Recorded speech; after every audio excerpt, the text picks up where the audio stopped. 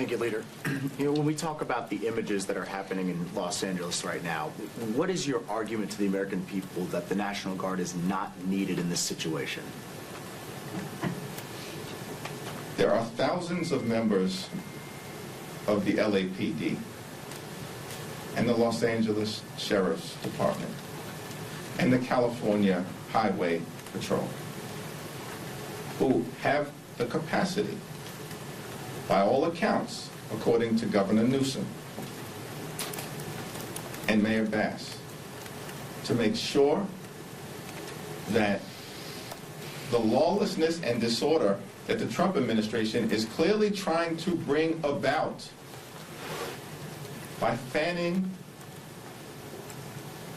flames and inciting things on the ground in California, that the state and local officials and these brave, courageous members of law enforcement, thousands of them who are part of the LAPD, the LA Sheriff's Department, other local law enforcement, and the California Highway Patrol, seem to have the capacity to make sure that the situation is addressed, that peaceful protests are allowed to occur, and that lawbreakers are held accountable. The Trump administration has zero credibility on this issue. Really? I was here on January 6th. Donald Trump wasn't a leader on January 6th. He didn't send the National Guard to stop the violent mob that was brutally beating police officers in plain view for every single American to see. And this guy, who likely withheld the National Guard, he certainly didn't send them forward, is lecturing the country about law and order. Local law enforcement in Los Angeles, including the LAPD, the LA Sheriff's Department, and the California Highway Patrol, are considered capable of managing the current unrest without requiring deployment of the National Guard. According to Governor Newsom and Mayor Bass, these agencies have sufficient resources to ensure that lawlessness is addressed while peaceful protests are allowed to continue, and those who break the law are held accountable. Criticism is directed at the Trump administration, which is accused of deliberately inciting unrest and lacking any real credibility on issues of law and order.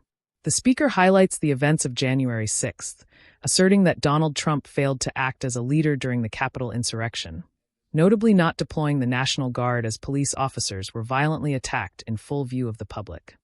And if this wasn't enough of a reason to dismiss his credibility on any of these issues, on his first day in office, Donald Trump pardons hundreds of violent felons, some of whom have gone back to their communities all across America and recommitted crimes against everyday Americans. Give me a break. We're not failing you, particularly as it relates to this issue. Donald Trump and all of these minions who support him, the sycophants, the extremists, have zero credibility on this issue. Republicans have become the party of lawlessness and disorder. Further criticism centers on Trump's record of pardoning violent felons during his time in office, some of whom allegedly returned to their communities and committed further crimes. These actions are presented as evidence of a broader pattern of irresponsibility and hypocrisy. The speaker concludes by condemning Trump and his supporters, labeling them as extremists and asserting that the Republican Party has become associated with lawlessness and disorder. Enjoyed the video? Like it, share it, subscribe, and hit the bell to stay updated. Drop your thoughts in the comments. I read every one.